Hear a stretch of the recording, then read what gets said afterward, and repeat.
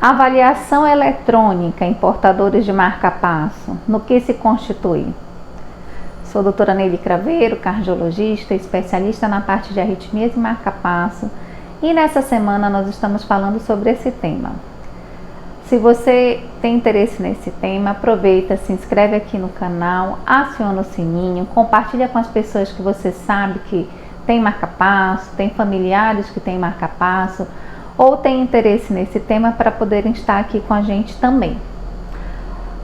A rotina de um portador de marca-passo inclui o acompanhamento seriado, que é feito tanto através da doença de base, né, um acompanhamento clínico, que visa o tratamento das doenças que ele tem, hipertensão, diabetes e tudo mais, quanto também um acompanhamento específico relativo à avaliação eletrônica. A gente costuma dizer que é tipo uma revisão de carro para os pacientes, né? O paciente colocou um dispositivo e que precisa fazer revisões. Muito habitualmente o paciente fala, vim ver minha bateria. Só que na verdade a avaliação eletrônica ela inclui muito mais do que simplesmente avaliar a bateria. Uma vez que os marca-passos hoje em dia têm a função de monitorizar o ritmo do coração, monitorizar parâmetros vitais importantes no segmento clínico de pacientes que apresentam cardiopatia, essa avaliação não é simplesmente avaliar a bateria, vai avaliar tanto o ritmo intrínseco quanto interferências que possam ter acontecido. Então, dentro dessa avaliação eletrônica, a gente avalia a integridade do sistema, né? Tanto do gerador, que é a bateria em si, né? A avaliação da bateria, da carga, de alterações na impedância da bateria, quanto também dos eletrodos, que são os fiozinhos que vão para dentro do marca-passo e que vão produzir a estimulação do coração lá na sua ponta. Então, a gente avalia essa integridade do sistema de uma forma geral, a gente avalia o ritmo intrínseco, a presença de algumas terapias que são algoritmos para reversão de arritmias e de certos problemas como interferências eletromagnéticas que podem acontecer no segmento desses pacientes portadores de marca-passo.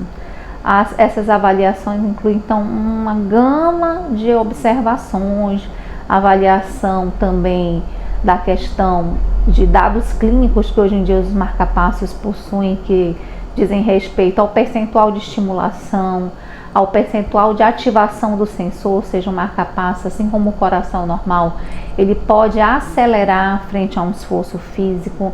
Então a gente vai ver todos esses parâmetros, se ele está acelerando de forma adequada, desacelerando de forma adequada à medida que a pessoa começa um esforço ou diminui esse esforço físico. A gente vai avaliar também alguns parâmetros que alguns marca-passos podem ter relativos inclusive à apneia do sono. A gente vai avaliar uma série de coisinhas que tem neles que vão além dessa questão da bateria e que servem para também a gente poder predizer por acaso um internamento, como tem o marca-passo que tem a função de avaliar se houve uma congestão ou um excesso de líquido dentro do pulmão que seja preditor da necessidade até de um internamento clínico num portador de insuficiência cardíaca, que a gente chama a função do OptiVol.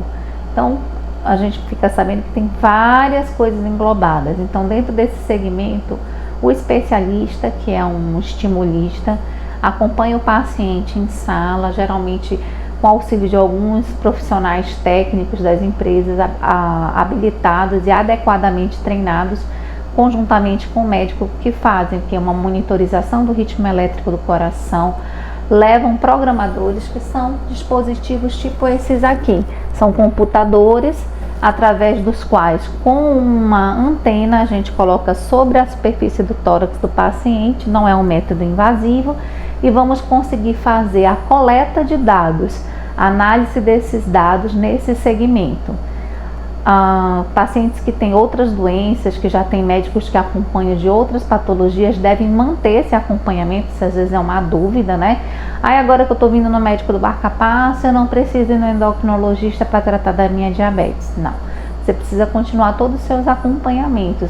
E muitas vezes, inclusive, o acompanhamento cardiológico específico com seu médico que você já acompanhava antes de colocar essa prótese. Então, se você já tem um acompanhamento, você vai continuar esse tipo de acompanhamento e se somar essa avaliação eletrônica no seu segmento clínico. Bem, Essa é mais ou menos a rotina de segmento ambulatorial. Ela acontece geralmente de 4 a 6 meses, vai variar de serviço a serviço, mas quando chegam interferências, arritmias recorrentes ou desgaste da bateria, ela pode ser mais intensificada. Então, não muito inabitualmente, a gente às vezes tem paciente que vem até mensalmente, semanalmente, para correção de certos problemas, ajuste de medicações, ajuste de programação. Podem ser necessários uns acompanhamentos mais a miúde. Somente o teu médico vai conseguir te dizer direitinho qual é a tua necessidade, rotineiramente, de 4 a 6 meses, variando de serviço a serviço. Bem, deu para entender mais ou menos como é essa avaliação? Os pacientes que já estão nesse segmento acabam se habituando com essa rotina, mas às vezes no início é uma coisa um pouco diferente, que eles têm que se familiarizando ao longo do tempo. Bem, se isso é interessante, compartilha com as pessoas. Não é nada do outro mundo, mas faz parte, se forma uma nova rotina na vida dessas pessoas.